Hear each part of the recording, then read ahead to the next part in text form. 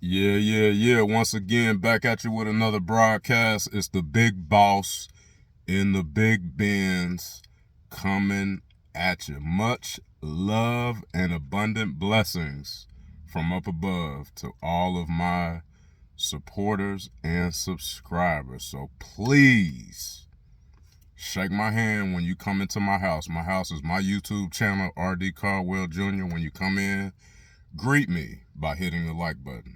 Thumbs up. Hit the like button, subscribe, share the video. Make sure you turn on notifications so you get notified when I upload a new video.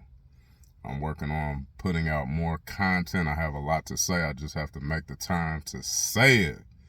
So that's what I'm working on. So I'm coming at you today. The title of this message is Why I Don't Cheat. Why I don't cheat.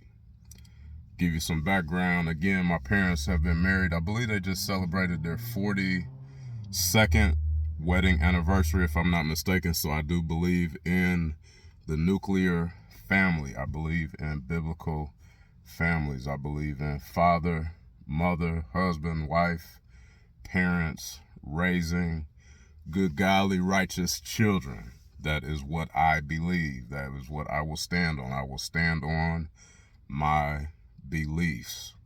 What are your beliefs if you can't stand on them? What is a faith that can't be tested? It can't be trusted. So that's what I believe in. I'm thankful. I thank the Most High that I have my parents. I'm very, very thankful for my family. Your family is ordained by God, but you choose your friends and who you decide to hang with and associate with. That is your choice. That is your decision. You decide who you allow into your circle of influence. So that's a decision that you have to make.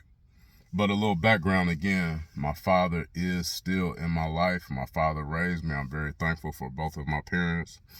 And one of the things that I remember him always saying from a child is, if you cheat, you're only cheating yourself. So meditate on that, bite it, chew it, swallow it, digest it, marinate it, let it assimilate into all of your mental capacities. Bring your whole mind, in the words of Andre Taylor, bring your whole mind on this message so you can absorb the information and receive this game. If you cheat, you only cheat yourself. That means in some way, shape, or form, you decided to cut corners. You decided to try to take a getaway, a get around, a shortcut. You cheated yourself because whatever it is, you did not abide by the fullness of the process. You didn't do all that it takes to get the desired result, or you did not fulfill your commitment to yourself. And that's a big issue today. A little off topic, but still within the same realm, is this lack of confidence, particularly with men. I saw this post the other day where this dude got his legs lengthened because he felt that he was too short to get women. So he had all these surgeries to increase his height. And I was just like, man, this is a shame, a pity and a shame, as my grandmother would say. It's just a pity and a shame. Just shameful. You have to be ashamed of yourself. Just a shame. I was like, brothers are going to the extreme of getting surgery. That's still fake. Another quote from my father: just be yourself. Just be you. You can't control how tall you are, but there are other things that you can control in building yourself. I tell women all the time, things which I've never been offended by, when they say things like, you got to be over 6 feet tall. You got to be a 6 footer, at least for me. You got to be taller. I ain't never had no problem with the ladies. Ever. But I don't care about that. That's superficial stuff. And just because a dude is 6 feet tall, that doesn't make him a good man. Like, height does not equate to good quality characteristics. So I never let that bother me. A woman can say that all day. It goes in one ear out the other. Girl, what's happening? You look at me, you see me, now what? I'm not 6 feet tall. I'm not. those that have seen me and met me in person, I'm not. But I'm still going to be the greatest man you ever met. Because that's me. That's my confidence. The problem is you don't have the ability to confide in yourself. Confidence starts within. What y'all don't know about me is I am super cocky, arrogant, and egotistical. You just don't know it because when I was younger, I had more of my mother's disposition and temperament, being very quiet and reserved, and I would just sit back and observe. And I wasn't as vocal as I am now. So now I am more, everybody want to call when I'm doing something. Hold on, we're going to keep it going. We're not going to stop the game. Don't stop. This message is not going to stop. The message has got to get through. But when I was younger, I was more reserved and quiet.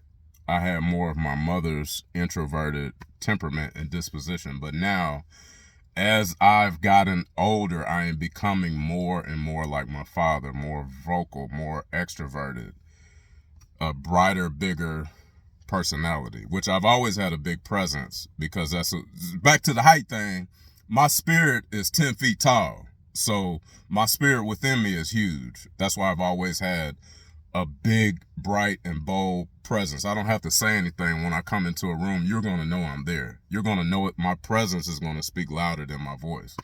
So I've always had that confidence within, but that's because one of the things is I keep my own promises to myself. If I say I'm going to do something, even if I just say it internally, I express it internally, that I'm going to do such and such, I'm going to get it done. Because it first starts with you keeping your word to yourself. And then in that way, you have the ability to trust and believe in yourself. And you can keep your own word.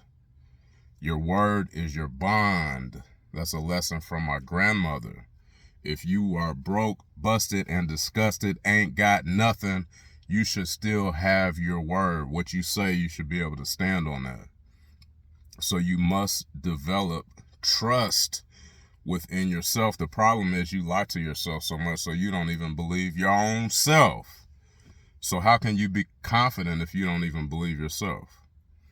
Also, a thing that most people don't want to admit, they're in denial about it, but the majority of the world is full of losers, and losers hate winners. That's why people like Money Mayweather, Floyd Money Mayweather gets so much. The brother is undefeated and incredible. I love winners, but I myself am a winner. And that's what people don't understand, because in the past, I haven't been as expressive about it. But people that really know me, if I was going to do something, I would say, I'm going to win. Everybody else got to fight for second place. I'm the winner. I'm showing up. I'm the winner. I trained as if I already won. So I always fight from a place of victory, because in my mind, I envisioned success. I could see the win, no matter if I was getting ready for a bodybuilding competition, breaking records in powerlifting, even back to playing sports. All the way back to from when I was 5 years old, I had a winner's championship mentality. I'm not doing all this practice for naught. I'm not doing all this practice, all this hard work, all this effort to lose. I'm not putting in all this work and making all these sacrifices to not win. So my mindset has been from the beginning, which I believe some of it is genetically inherent within me. A lot of it was taught and imparted into me by my father to be successful. Things like my father saying, go hard, RD, give it all you got, leave it all on the field, do it all the way or don't do it at all. And not doing it is not an option. So that always allowed me to put forth 110% effort, always give more, and push my body with my mental capacities even further than I thought I could go physically. That's one of the things, how you develop confidence. I'm very, very competitive and I hate losing. That's one of the reasons why I never got hooked on playing video games because I was like, this is rigged. I'm playing against this stupid computer. If I can't win, I'm not doing it. I'm not going to try to figure out something like this. So that's why I always took to, like a fish to water, more physical activities, because I knew I could control my effort. And a lot of it was up to me. It was up to me to give my best. I could always control my effort no matter what. No matter what the other guys were doing, the other teams were doing, I always told myself I can practice harder than the next guy. And I imagine somebody on the other side of the world trying to beat me. And I'm like, they're not going to beat me. They're not. I would create opponents in my mind. Like, somebody's going to try to outwork me, but I can't let them, because I can control my effort and nobody's going to outwork me. I don't care if they're getting their food prepared by somebody. I don't care if they're getting massages every day. I don't care if they're taking ice baths every day. I don't care if they have some easy, soft, cushy life. It doesn't matter. They're not going to outwork me. I don't care how much money they have. I don't care if they were born with a silver spoon in their mouth. It doesn't matter to me, because of the fact that I can control my effort.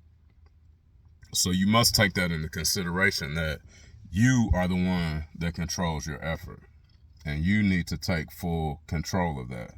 So my confidence came from practicing and developing discipline. I was confident entering into a wrestling match, a powerlifting meet, a bodybuilding competition, knowing that I put in the work. Now, if you cheat yourself and you cut corners and you don't put in full effort, you won't have confidence, because you know in the back of your mind, I didn't do everything I could. I knew I did everything I could going in. So I'm like, just give me my first place trophy. I'm just here to collect my prize.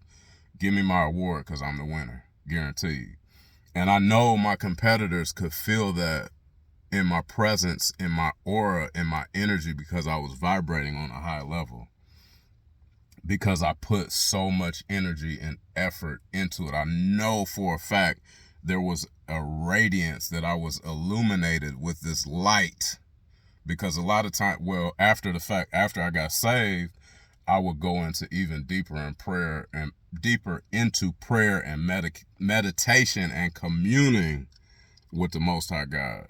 So I know for a fact the weightiness of his glory was upon me. I knew that the glory of the Lord was on me. And I knew I was shining his light bright, because once I experienced salvation and started living for God, I knew that I would become a carrier of his glory, and I allowed his light to shine through me, because in those instances, I was doing it to the glory of God, because if it weren't for God saving me, I wouldn't be where I am today. So he gets all the glory in everything I do. So that upgraded my mindset and my mentality too, because I wasn't just doing it for me for vainglory. I was doing it to fulfill purpose, because also I'm like, God made me for this. I was divinely designed and handcrafted by the Most High God, put together. I was woven and shapen in my mother's womb for this purpose. You know how much confidence that gives you when you believe you're doing what you're supposed to be doing, what you were created on this earth to do, to fulfill. Like, I'm supposed to step into these shoes, no matter how big my dream is. I'm supposed to be here. I'm supposed to do this. I was made for this. I was designed by the Most High for this. I was fearfully and wonderfully made. I was crafted. I was molded. I was shaped just for this. I always felt like that about bodybuilding, because I was like, God wouldn't give me these genetics for me not to use them. Now, if I was 7'2", best believe I would be in the NBA. You better believe I would be in the NBA if I was that tall. But I utilized what God manufactured me for. And that's what's wrong with a lot of y'all. Y'all are out of place, because there's also an identity crisis in the world, and you don't know who you are. You run around, who am I? What am I supposed to do? I don't know what I'm supposed to be doing. You better get in line. And in touch with our manufacturer, you better develop a relationship with the one that made you so you can find out what your purpose is, what you're here for, what you're supposed to be doing, and get to it and fulfill that purpose and destiny. But back to the topic at hand, why I don't cheat. I'm particularly talking about diet, nutrition, developing a healthy lifestyle. A lot of it has to do with a reframing of your mind, a paradigm shift. Your thoughts become actions. A lot of it is controlling your thoughts, casting down vain imaginations, coming to the realization that every thought is not your own. Every thought does not come from you. If it's not your thought, you have the ability to cast it down. You have the ability to pull it down. You have the ability to change your thinking.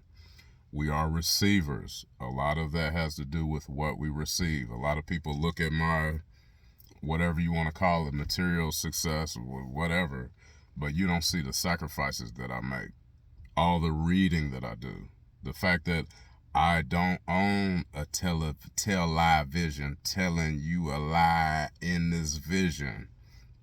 I don't own one of those. I don't watch television programming.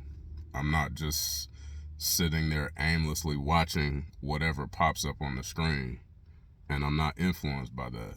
So that helps me to control my thought patterns, because a lot of people don't admit the fact that you developed a pattern of thinking that a lot of times keeps you stuck in bad habits, and you must break the bad habits I believe in the replacement method. I believe in replacing bad habits with good habits.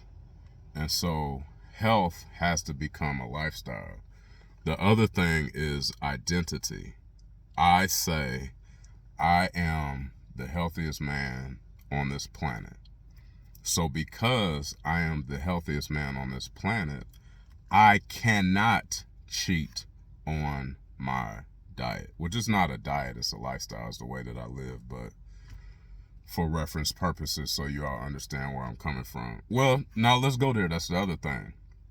I didn't look at it as a short-term diet.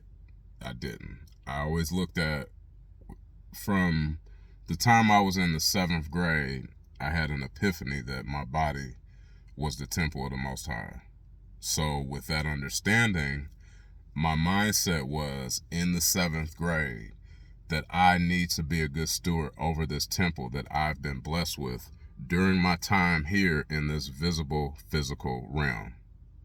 That I need to be a good steward over the temple of the Most High. If his spirit dwells within me, and I wasn't saved yet, I'm telling y'all, I had not yet experienced salvation.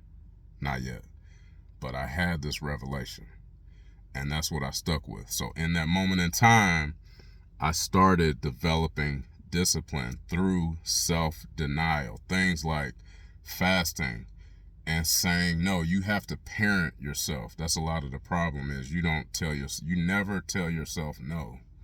So that means you just eat whatever, you just do whatever, you just go whatever, if your feelings rise up, your emotions, your hunger, whatever, you get a craving, a desire, you are allowing yourself to be led by your desires. You have to temper yourself and tell yourself no. So for example, there will be a so-called reward of a pizza party or something, junior high school. I would say no. So let's say advanced placement biology class. Everybody did good on the test. The teacher wants to reward us with a pizza party. And I'm looking at my fellow classmates. I'm observing their physiques and I'm looking at what they're eating, and I say, I want to be better than them. I don't want to look like that. And then in my mind, here's the cockiness and the arrogance. I am better than them. See, some of y'all are scared to say that. But I'm like, nah, I'm on a whole nother level. But that's the mindset of a champion that a loser can't accept that. If you get offended by that, you're not a winner. So, you stay in your little loser lane. Stay in loser lane, because winners say, I'm the best. That's the only way you can win. That's the only way you can get first place, is to say, I'm the best. So I would say I'm better than everybody. So that's how I can beat everybody, because I'm better. Only winners will understand. If you're a true champion and a winner in life, you get what I'm saying. You have to elevate your mindset to say, I am better, so therefore I'm going to do better so I can have better. You have to make a distinction and separation. A lot of times that's the difference between first and second place, is the confidence level. And that's why I am and will always be a winner. Because I say, yep, I'm the best. I'm better. Nobody can beat me. I am the best. So with that mindset, I would say, no, I'm not eating that because I'm better than that. I'm above my cravings. I'm above my carnal desires. So I would just say no and wouldn't eat.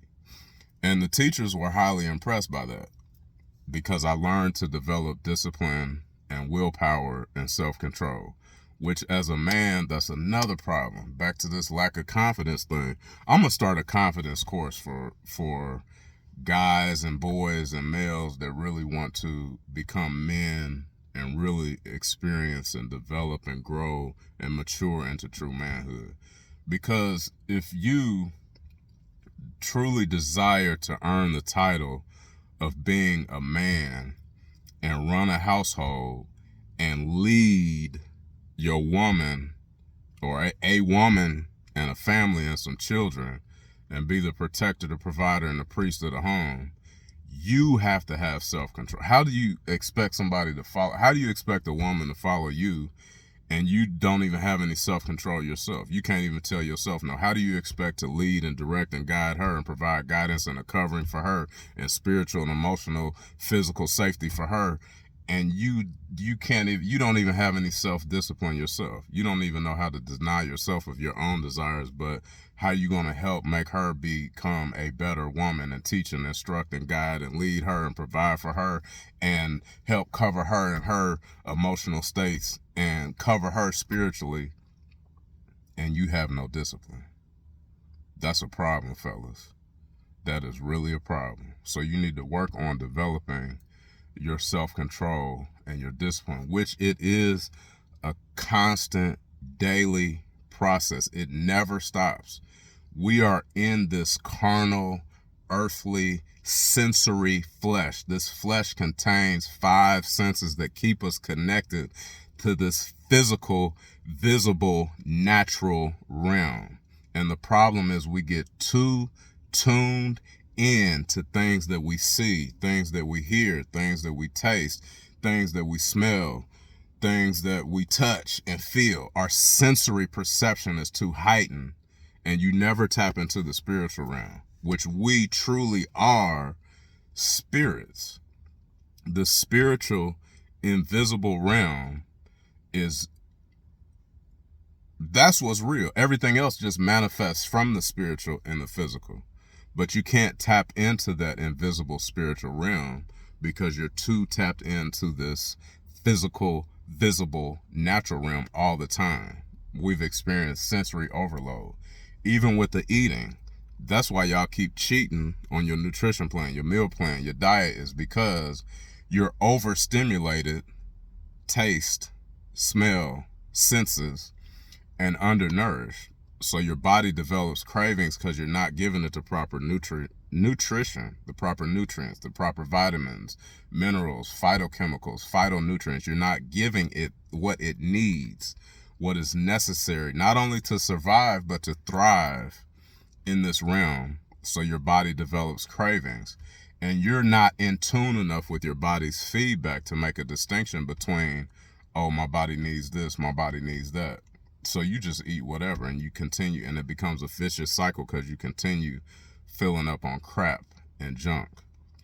So with the mindset of placing my identity in, I'm the healthiest man on this planet, and I'm going to be, at the time in junior high school, I was playing football, wrestling, and running track.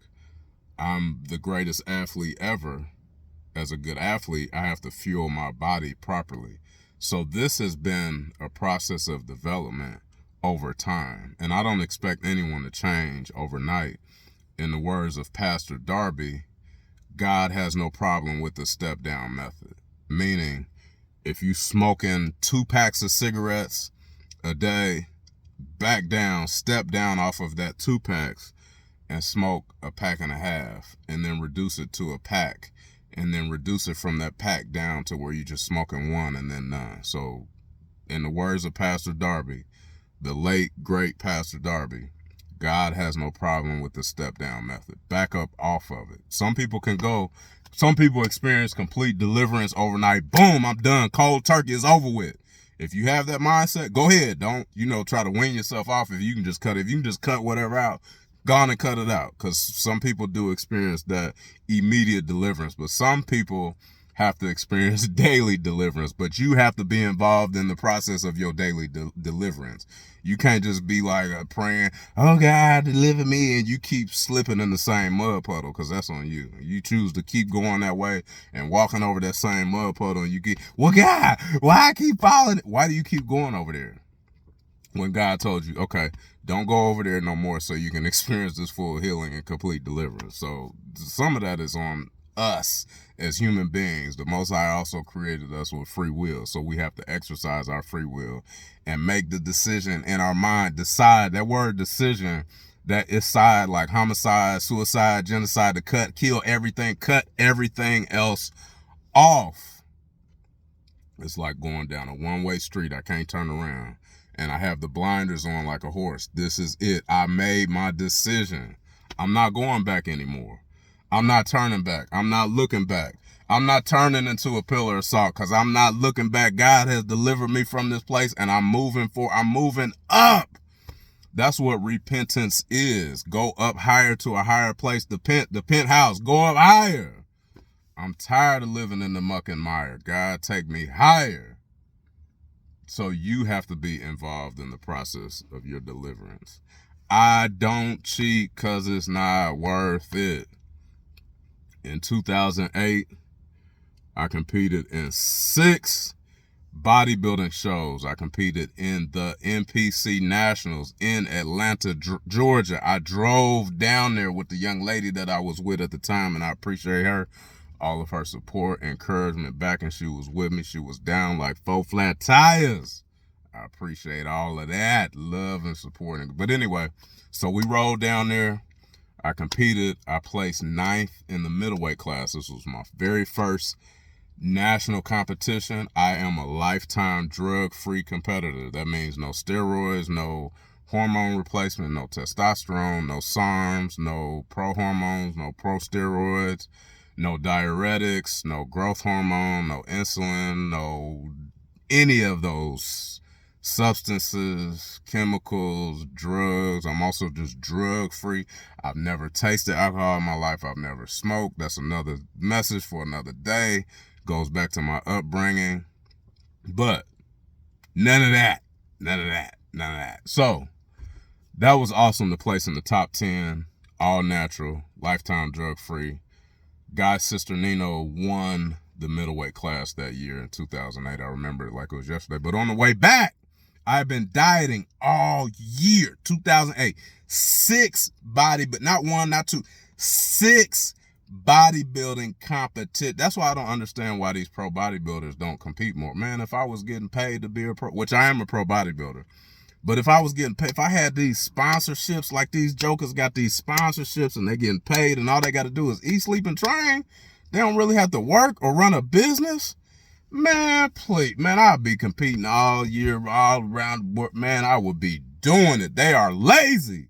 And I'm calling you out, you lazy bums. If you soft and sensitive, so what? If you're offended, you soft. You shouldn't be easily offended if you're a man. So that lets me know you're even more soft and cushy. Like one of my football coaches used to say, you're soft like Shaman. You're plushy and cushy and soft like Shaman. But guys don't talk to guys like that anymore for whatever. Man, we used to get roasted playing. Our football coaches were hard on us, man. You would get cracked on. You would get roasted. It's getting hot in here, y'all. I don't have the mothership is not turned on, so I'm going to open the door. But you would get roasted. You would get... you better be able to take it. You could not have thin skin playing football Playing man, my baseball coaches cuss me out in T-ball. Y'all don't know nothing about that. Y'all would be crying and go home. And, Mommy, I don't want to play no more. The coach cuss. Man, but I come from a patriarchal family. It's all men. I had my daddy, all my uncles, and all my older cousins on my behind. So it's nothing you can say to me to hurt my feelings. I done heard it all from family members. So now what? But I'm thankful for them being hard on me because it made me a man. If you haven't went through anything or experienced anything or had anybody, and I pledged Q too, what? Y'all don't know nothing about the Q dogs. But anyway, going through that develops you. Mental strength, physical strength, where they're pushing you, because really it's making you better. But guys should be able to shoot straight, and you should be able to take it. We should be able to crack on each other, and we should be able to take it and move forward and be all right if you're really a grown man. But back to nationals, competing in NPC nationals. I did that 6th show, number 6 of the year, 2008. Drove from Dayton, Ohio to ATL Shouted, Atlanta, Georgia. On the way back, I was so depleted for that show. I was trying to make welterweight, which was physically impossible. I was 170 pounds. I wrestled 171 my freshman year in high school, so I've never been a little guy. I'm always been naturally muscular. So it would be physically impossible for me to make welterweight, which is 165 and under. So I still competed as a middleweight. I was so depleted. I just wanted to eat. I literally almost stopped at every fast food place. If I saw Wendy's, if I saw Pizza Hut, we were getting off the highway and I was eating. We were getting off, eating. Because those that know me know I love to eat, and I've always had a big appetite. My mother said even when I was a baby that I was a quiet baby. Only time I would fuss is if she didn't feed me fast enough, because I love to eat. I gotta have it. So I ate all that food. Nationals was in November, right before Thanksgiving. I ate everything at Thanksgiving. It was a time where I had a gluttonous spirit. A spirit of gluttony overcame my entire being. My mind, which is my soul, my body. It felt like it entered my spirit. I was possessed by the spirit of gluttony. I ate stuff I don't like sweets. I've never liked sweets. I've never been a candy eating, bonbon, ho-ho, ding-dong, eating, never. Even as a kid, I don't really care for desserts and all the pies and cakes, and I always thought that was for women. But that's my personal opinion. You eat what you want. But I never, just give me some more steak and some more potatoes and I'm good. Give me more food. I want to eat food. I ate, do y'all know, I ate freaking brownies. I don't even like brownies. It was that spirit of gluttony. I was possessed by a spirit of gluttony. I was just eating stuff I don't even like. Just eating it just because I saw it. Because I see seafood. I was just eating everything. I got so sick. I was sick as a dog. I was talking about deliverance earlier. It was one of those prayers of, Lord God, please, if you get me out of this, I will never do it again. I made a vow to myself and I never did. So that was one of the things that happened to me. Another reason why I eat so clean is because I don't want to get sick. And it will. If you eat a little off and you have to work on allowing your taste buds to change over from them being indoctrinated with chemicals and influenced by chemicalized frankenfood that's been created in a laboratory to where you're eating the way the Most High designed us to eat. The Most High created us to eat whole, processed, natural foods. When you eat that chemical crap that they created, that the manufacturers have perverted and designed to get you addicted to it, that's why you develop those bad cravings. You're not supposed to be craving crap, junk food. That is an illegitimate craving that has been programmed into you through the usage of chemicals created in a laboratory. So, a lot of it is, I don't have a desire to get sick anymore. That's just like people will eat something and they know it's going to make them sick and make them feel miserable, and they do it anyway. I'm like, why do you keep doing it? When will you learn? You keep bumping your head and running into the wall. When will you stop hurting yourself? You are just like a glutton for punishment. I'm not one of those people, so I have no desire to feel sick. I will be 39 April 18th. April 18th, I will be 39 years old. I feel better now than I did when I was in my 20s. I keep forgetting how old I am because I physically feel better than I did when I was in my 20s. I feel like I'm 23 years old because I take care of myself. That's the other mindset that I have, why I don't cheat. You have one body and one life to live, one vehicle. Some of you all take better care of your cars than you do your own body. You make sure it's tuned up, you get the oil change, you get it properly serviced, tires rotated, you keep it washed, clean, whatever you need to do. And you're not even taking care of your proper hygiene. And I mean internally and externally, not just taking a shower, brushing your teeth every day. Also, what you are putting inside of your body is a part of the hygiene. If you keep filling your body up with junk, garbage in, garbage out. No, garbage in, garbage stays in. Once it's inside of you, especially if it's something that is just really not even halfway edible, it's like a Franken food. It's not real food. And your body doesn't even know what to do with it, how to process it, how to assimilate it, how to utilize it, because it's foreign to the body, because God did not design us to eat chemicals all day. And you wonder why you're getting headaches and experiencing ADHD and stressed out and anxiety and low libido and low testosterone and hormones and emotions all over. Your food affects your mood. The way you eat affects you. It has an effect on you. It has an effect on who you are. It has an effect on your personality. It has an effect on your temperament. It has an effect on your disposition. It has an effect on your mental clarity. It has an effect on your mindset. Your brain needs nourishment to function properly as well. So what are you feeding yourself with? And not just food, but what you watch, what you listen to. We have to take all these things into consideration because we are receivers. What are we receiving? What are we putting in? My mindset. I can control what I put in my mouth. But y'all don't want to fast. Y'all don't want to stop eating. Y'all don't want to say no and develop that discipline where you fight the urge, where your body's saying, I'm hungry, feed me now. And you just succumb to it and you just roll with it. Okay, I got to get something to eat. Whatever, it don't matter. What do you want to eat? It don't matter. I just got to eat anything. And you've not learned to overcome cravings where you tell yourself no and you just don't eat. And you just say nope. And you're going to be hungry and it's going to hurt. But can you push past the pain and say, I'm all right. I'm not going to die. Most of y'all got enough fat on your bodies anyway where you can fast for 3 days straight and just water and be all right and lose some of that weight. But you don't want to do that because that's a deep sacrifice.